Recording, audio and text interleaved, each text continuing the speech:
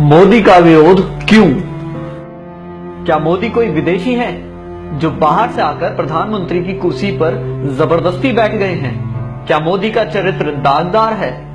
क्या मोदी ने कोई भ्रष्टाचार किया है? क्या मोदी अपनी तिजोरी भर रहे हैं नेहरू गांधी परिवार की तरह? क्या मोदी का कोई बेटा, भतीजा, भाई, भौजाई जिसको वो लाभ देने में लगे हैं? क्या मोदी की विश्वसनीयता संदेह के घेरे में है? क्या मोदी राष्ट्र विरोधी कार्य कर रहे हैं? क्या मोदी कामचोर हैं? स्वयं से सवाल करने पर हर बार आपका मन जवाब देगा नहीं। तो फिर मोदी से एलर्जी क्यों?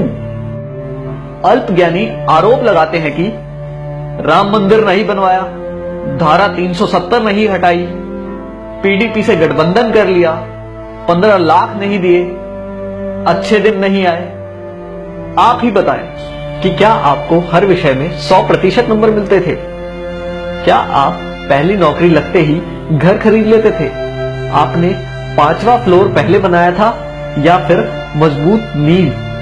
गाड़ी में 5वां गियर पहले आता है या पहला? उदाहरण और भी जोड़ सकते हैं।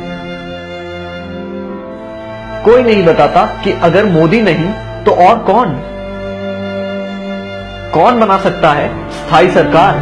कौन बनवा सकता है राम मंदिर? कौन हटवा सकता है धारा 370? कौन करवा सकता है किसानों की सुरक्षा? कौन कर सकता है भारत की रक्षा? ये एक साजिश है लुटेरों की, ताकि आप फंस जाएं और इनको लूटने को मिले। मई 2014 से आज तक सारे चोर चुहार, देशद्रोही, आतंकी टाइप के लोग पगलाए हुए हैं। जरा सोचिए, अगर आपने आज मोदी का साथ नहीं दिया तो जैसे वाजपेयी सरकार के जाने के बाद सोनिया की गुलामी 10 साल करनी पड़ी थी, अब की बार शायद 100 साल से भी ज्यादा करनी पड़ेगी। खून के आंसू रोना पड़ेगा। एक बार जरूर सोचें। हमने अपने देश की बागडोर मोदी जी जैसे एक ऐसे मजबूत और ताकतवर व्यक्ति के हाथ में दी है जो देश के 125 करोड़ हिंदुस्तानियों के भविष्य के बारे में 24 घंटे सोचते हैं और उनके भविष्य को संवारने के लिए निरंतर कार्य कर रहे हैं। मीडिया और लोगों का विरोध सुनकर भी वे देश के भविष्य के लिए कार्य करते चले जा रहे हैं। वो अपने लिए नहीं, हमारे भारत के स्वर्णिम भविष्य के लिए जी रहे हैं। गर्व करें कि आप मोदी समर्थक हैं, कोई इटली की टीम के गुलाम नहीं या चीन का साथ देने वाले वामपंथी नहीं, ना ही अन्ना हजारे के साथ भारत माता की जय बोलकर सीएम बनने वाले और आज भारत माता की जय नहीं बोलने को जायज ठहराने वाले किसी के चेले नहीं। आप ही बताइए, जब देश का बंटवारा हुआ तब सरकार किसकी थी? जब पाक अधिकृत कश्मीर बना तब सरकार किसकी थी? जब मुंबई पर हमला हुआ तब सरकार किसकी थी? जब चाइना ने जमीन हड़पी तब सरकार किसकी थी? जब वीर सैनिकों के सर काट के पाकिस्तानी ले गए तब सरकार किसकी थी? बोफोर्स का घोटाला हुआ तब सरकार किसकी थी? सैनिकों की वर्दी पर पैसा खा गए, वो सरकार किसकी थी? सरदारों का कत्लेआम किया, वो सरकार किसकी थी? शिमला का समझौता कर देश की बेशकीमती जमीन पाकिस्तान को दे दी गई, तब सरकार किसकी थी? आसाम में हिंदुओं का खून बहा, तब सरकार किसकी थी? कश्मीरी पंडितों को मारा गया, तब सरकार किसकी थी? कॉमनवेल्थ घोटाला, कोल घोटाला, 2G घोटाला हुआ, तब सरकार किसकी थी? दूरदर्शन के मोनो से सत्यम शिवम सुंदरम हटाने वाली सरकार किसकी थी? भारतीय मुद्रा से सत्यमेव जयते हटाने वाली सरकार किसकी थी? वंदे मातरम का अपमान किया, वो सरकार किसकी थी? क्या आप जानते हैं इंदिरा गांधी के रास्ते में आने वाले लाल बहादुर शास्त्री की ताशकंद में रहस्यमय हालत में मौत हो गई।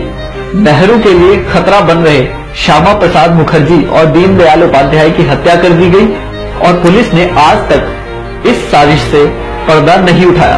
राजीव गांधी के लिए चुनौती बन रहे वीर बहादुर सिंह की पेरिस में मौत हो गई, जबकि उनको हृदय की कोई समस्या ही नहीं थी। सोनिया गांधी के खिलाफ कांग्रेस अध्यक्ष का चुनाव लड़ने की 2 लोगों ने हिम्मत की, राजेश पायलट और जितेंद्र प्रसाद। राजेश पायलट की कार को एक रहस्यमय तरीके से ट्रक मारकर गायब हो गया और जितेंद्र प्रसाद बरेली के एक सर्किट हाउस में मर गए। इनसे पहले सोनिया को चुनौती देने वाले सीताराम केसरी को पार्टी से भगा दिया गया। राहुल गांधी के लिए खतरा साबित हो रहे माधवराव सिंधिया एक प्लेन एक्सीडेंट में मारे गए, जबकि उनका प्लेन ब्रांड न्यू था, उसमें कोई समस्या नहीं थी और किसी भी मौसम में उड़ने का सिस्टम लगा था। कांग्रेस और विदेशी कंपनियों के लिए खतरा बन चुके राजीव दीक्षित की मौत हो गई। राजीव भाई की मृत्यु की खबर किसी मीडिया चैनल ने नहीं चलाई। मित्रों, जो भी इस परिवार के अत्याचारों के खिलाफ आवाज उठाता है, उसकी रहस्यमय हालत में मौत हो जाती है। शशि थरूर की पत्नी इस बात का एक उदाहरण है। संविधान की धारा 30A के तहत विद्यालयों में गीता रामायण पढ़ाना क्यों प्रतिबंधित है और मदरसों में कुरान और ईसाइयों को बाइबल पढ़ाने की छूट है। हिंदू मंदिरों और तीर्थ स्थानों के चढ़ावे पर 70% सरकार का हक, मस्जिदों और मजारों पर चढ़ावे का पूरा हक उन्हीं का, साथ ही सरकारी अनुदान।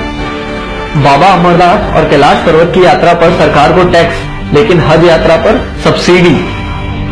इच्छा है तो इस मैसेज को आगे बढ़ाएं, वरना स्वयं को भारतीय कैसे कहेंगे। जय हिंद।